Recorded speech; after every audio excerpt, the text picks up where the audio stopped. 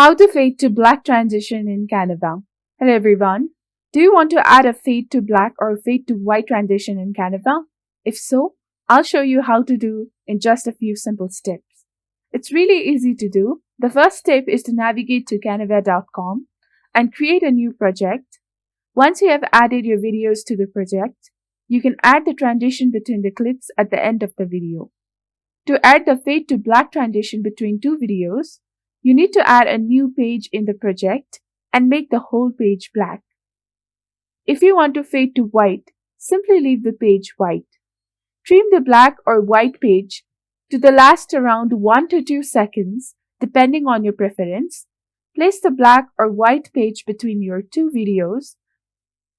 Add a transition to black or white page on both sides. Select the matching move transition on both sides of the black or white page. And when you play back the video, you'll see the nice looking transition between the videos.